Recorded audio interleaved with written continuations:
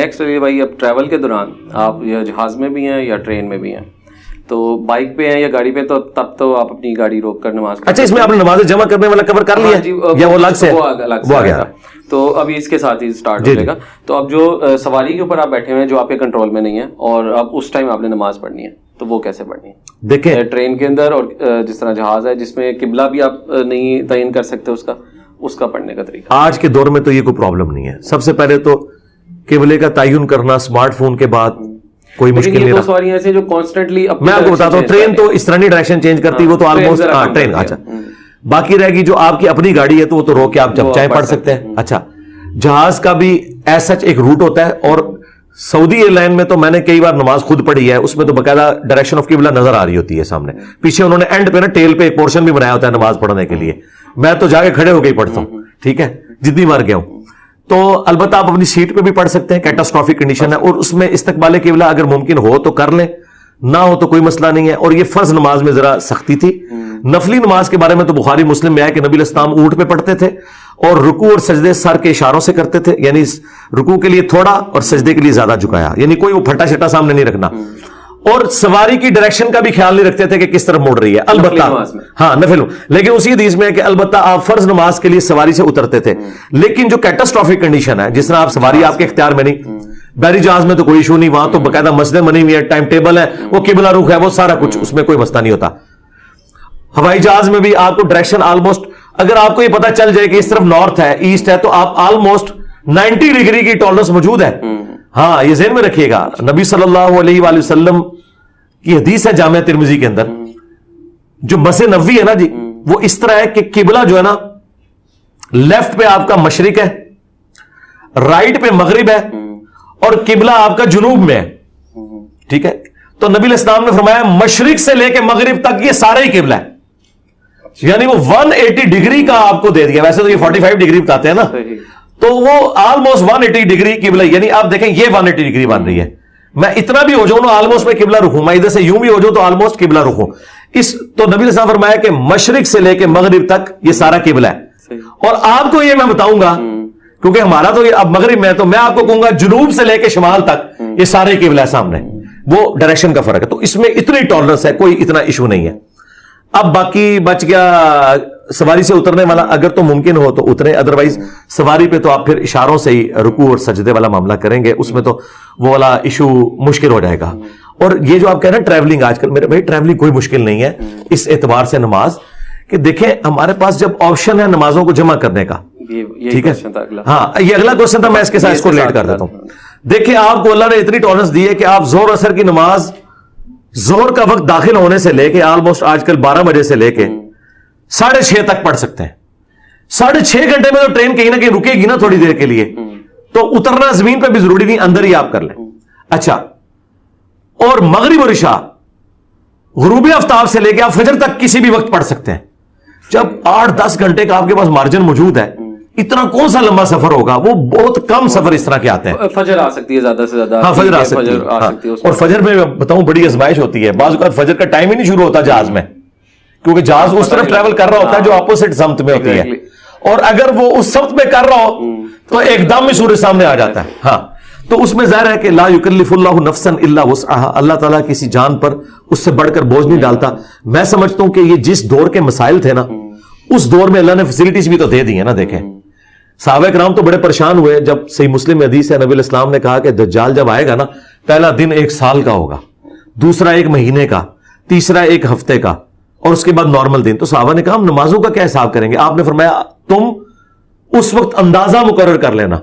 اس time تو گھڑیاں نہیں تھی, لیکن آج دیکھیں 6 مہینے کا دن, 6 مہینے کی رات, نارتھ اور ساؤتھ پول کے اوپر وہاں گھڑیاں بنی ہوئی ہیں نا جناب. سورج ادھر ہوتا ہے اور آپ عشاء کی نماز پڑھ رہے ہوتے ہیں, تو آپ گھڑیوں کو فالو کریں گے. تو آج کل بھی اسمارٹ فون کی برکت سے اور باقی چیزوں سے آپ لیٹ لانگ کو ڈیفائن کر کے آپ اندازہ کر لیتے ہیں قبلہ کس طرف ہے, نماز کی آلموسٹ اپروکسیمیٹ ٹائمنگ کیا ہے, اور اس میں آپ سفر میں فیسلٹی حاصل کریں. زہر اثر کو جمع کریں اور مغرب اور عشاء کو, اور تینوں طریقے سے سنت ہے, جمع تقدیم بھی, جمع تاخیر بھی, اور جمع سوری بھی. جمع تقدیم یہ ہے کہ زہر کا وقت داخل ہوتے ہی زہر اثر کٹھی پڑھ لیں. جمع تاخیر یہ ہے کہ ٹھیک ہے زہر سے پہلے آپ نے سفر شروع کیا تھا, کیری آن, बुखारी मुस्लिम आता है कि हुजूर अगर जोहर से पहले निकलते थे ना तो फिर आप असर तक अपने सफर को जारी रखते थे, असर के वक्त में जाके जोहर असर जमा करते थे, पहले जोहर और फिर असर। और अगर आप जोहर के वक्त घर से सफर शुरू करते तो फिर घारी में जोहर असर को जमा करके ताकि फिर जाके आप मगरिब शाम में जाके रुके, ताकि ज्यादा से ज्यादा ट्रेवलिंग हो जाए। तो जोहर असर को जमा करें, मगरिब और शाह को जमा करें। और मुसाफिर है तो 2 फर्ज जोहर के 2 असर के पढ़ेंगे, 1 अजान होगी 2 इकामत होगी। हाँ, 1 अजान 2 इकामत, 2 इकामत होगी। आप अकेले भी हैं तो अजान इकामत कह सकते हैं। सुन्नसाई में हदीस है और इमाम हाकिम ने इसे सही मुस्लिम की शर्त पे सही कहा, इमाम ज़ाहबी ने भी मुवाफकत की कि तेरे रब को उस गडरिये पे बड़ा प्यार आता है जो पहाड़ की चोटी पे अकेला अजान और इकामत कह के, आप ये तो फैसिलिटी अवेल कर सकते हैं, पहाड़ की चोटी पे अकेले अजान और इकामत कह के। अच्छा, आम हालत में भी अगर आपकी जमात रह गई है और मस्जिद में आपको पता है कोई फैसिलिटी ऐसी नहीं है कि कोई जमात करवाने देगा, आप घर में अकेले इकामत के अकेले जमात करवाएं। जो इमाम के एक्शंस है ना, तिलावत ऊंची आवाज में की, तकबीरात इंतकाल जो है वो ऊंची आवाज में कहे, तस्बीहात आहिस्ता आवाज में पढ़ी अगर मगरिब इशा है, और अगर जोर असरत हो तो आहिस्ता आवाज में पढ़नी। जिस तरह इमाम नमाज पढ़ते हैं आप पढ़ सकते हैं, इस तरह पढ़ सकते हैं। तो आपने जोर असर को जमा करना है, 2 फर्ज जोर के 2 असर के, 3 मगरिब के और 2 इशा के। उसके बाद 1 वितर पढ़ना चाहते हैं तो आप पढ़ लें, वो आपकी मर्जी। ये अली भाई आपने बिल्कुल, ये मैंने एक्सपीरियंस किया हुआ कि वो जब आप वो तन्हाई में पहाड़ों पे किसी चट्टानों पे जाके ये जो अजान देखे, स्पेशली कैंपिंग के दौरान आप जब नमाज पढ़ते हैं, इसका लुत्फ ही अपना, वो कहते हैं नेचर के आप इतना करीब होते हैं कि आप बिल्कुल, आपको लगता है कि आप अल्लाह ताला के। अभी तो आपको अगर वो लुत्फ नजर आए जो वो जगह एंजॉय कर रही होती हैं जिनके एहसासात आप फील नहीं कर सकते, वो जगह जिस पे आप खड़े हैं, वो दरख्त, वो पहाड़, जब वो अल्लाह का नाम सुनते हैं तो वो कितने झूमते हैं, ये एहसासात हम फील नहीं कर सकते। वो अल्लाह ने कहा है कुरान में कि शिर्क इतना बड़ा गुनाह है, करीब है आसमान फट पड़े और जमीन शक हो जाए और पहाड़ रेजा रेजा हो जाए। रहमानी वाला, जब ये कहते हैं रहमान का कोई बेटा है, तो अल्लाह ताला कह रहा है कि ये तमाम मखलूकात इतनी सेंसिटिव है तौहीद के मामले में कि अगर तुम्हें पता चल जाए ना इनके वो वाले एहसासात हो, ये फट पड़े तुम पे, ये तो हमने रोक के रखा हुआ है। तो ये जितने वहां जानदार है ना वो इस चीज को फील करते हैं। अच्छा अली भाई, आपने जमा वाले में ये पोर्शन तो बता दिया कि ट्रैवल के दौरान, अब ट्रैवल निकलने से पहले ही अगर आप अभी आप निकले नहीं है और आपको तब भी आप जमा करें, वो तो हदीस है। अगर टाइम नहीं हुआ, जिस तरह के 11 बजे का टाइम है और नहीं, वो तो फिर कोई टाइम नहीं, फिर आप निकले। अच्छा, आप घर में जब जमा करेंगे ना फिर आपने 4 फर्ज पढ़ने हैं। अच्छा, अभी आप सफर में क्योंकि निकले ही नहीं। हाँ, तो बेहतर यह कि निकल जाए।